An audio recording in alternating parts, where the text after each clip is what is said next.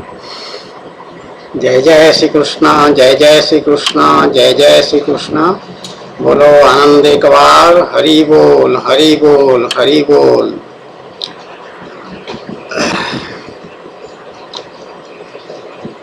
Video में तारीख समय दोनों लिखा हुआ है और तिथि आज भाद्रपद अमावस्या है।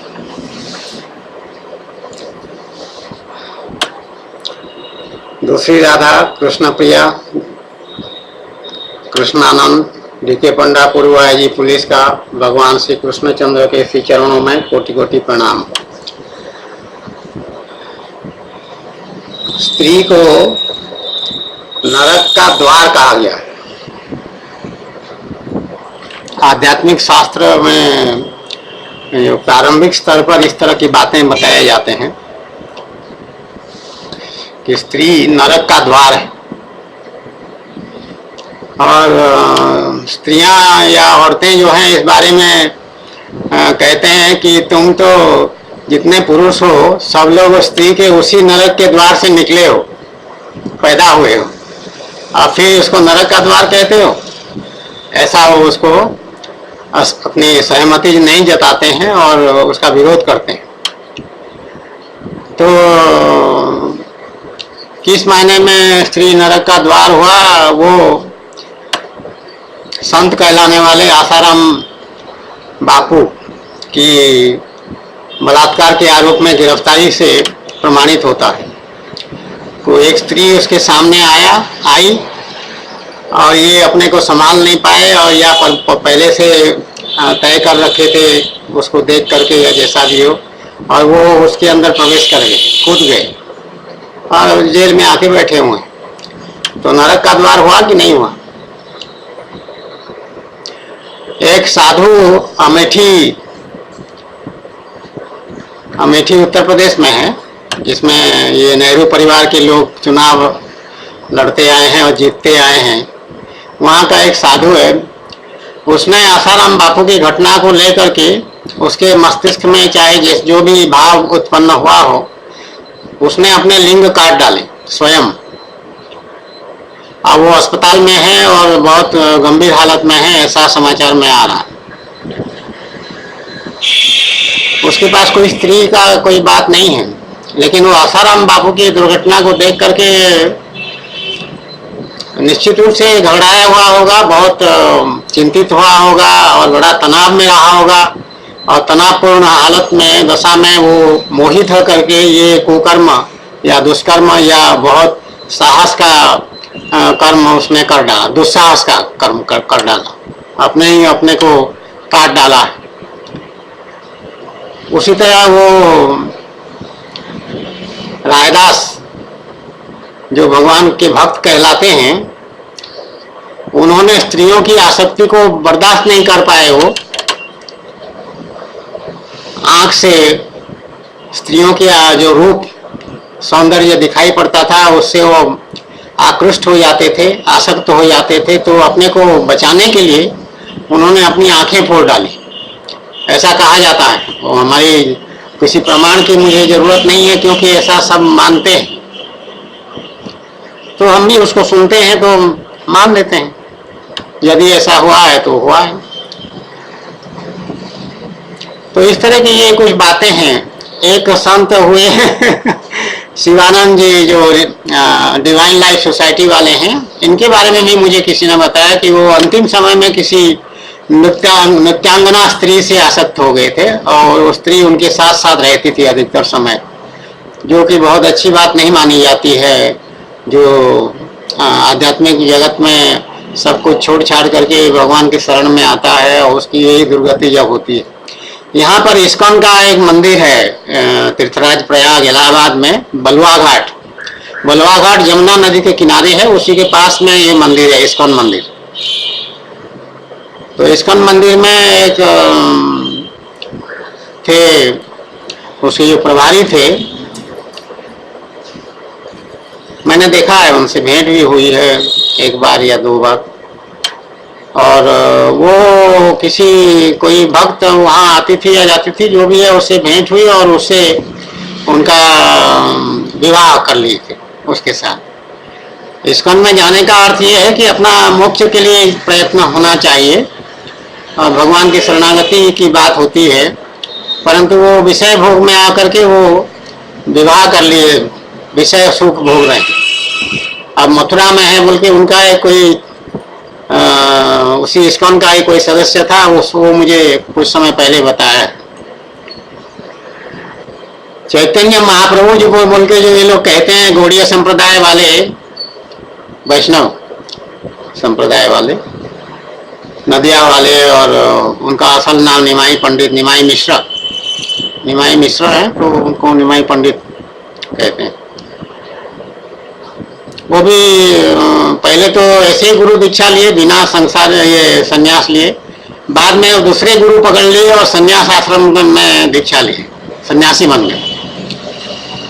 तो उनके साथ एक वहां पर एक निताई बोल के था, उसी तरह भगवान में लीन कहते थे उसको, और अवधूत रूप में वो रहता था और नंग धड़ंग रहता था, निर्वस्त्र होकर के घूमता फिरता था, ऐसा कहीं वर्णन आया है चैतन्य चरितावली में, उसका उल्लेख जो प्रभुदा ब्रह्मचारी ने लिखा है चैतन्य चरितावली, उसमें उल्लेख है।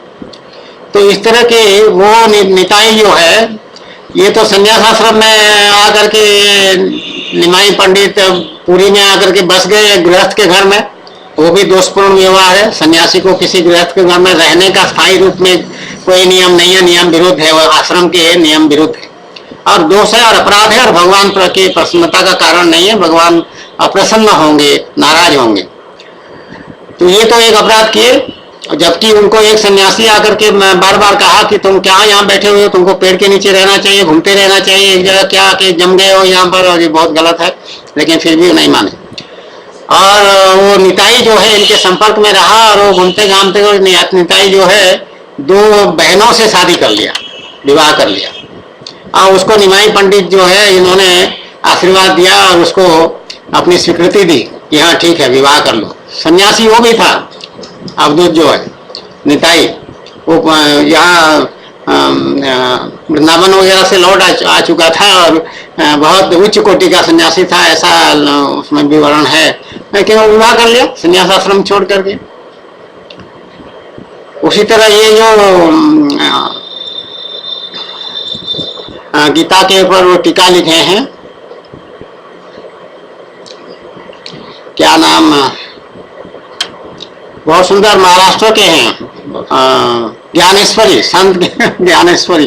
तो बहुत कम आयु में उनको काफी ज्ञान हो चुका था, तो वो तरह तरह की सिद्धियां दिखाते रहते थे, और गीता के ऊपर एक टीका उनका लिखा हुआ है जो काफी प्रसिद्ध हुआ है, लोग उसको पसंद करते हैं। उनके जो पिताजी थे वो पहले यहाँ आकर के संन्यास आश्रम ले चुके थे बनारस में।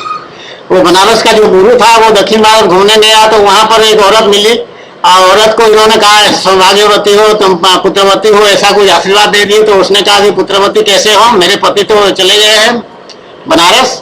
तो बोले क्या नाम है पति का, तो बोले फलाना नाम है। उसका अच्छा वो तो मेरा शिष्य है वो लौट के आए, वो अपने शिष्य के कहे कि तुम भागो यहाँ से, जल्दी जाओ, तुम्हारा पत्नी वहां पर, तुम बताए होते नहीं हो, और तुम आके यहाँ संन्यास आश्रम क्या ले लिए हो, चलो वापिस, और जा करके वो स्त्री के साथ रहो, पुत्र उत्पन्न करो, ऐसा कुछ कह दिए। तो उसी से ये लोग बच्चे पैदा हुए, ज्ञानेश्वरी वगैरह, 2-3 भाई और एक बहन, ऐसा कुछ था।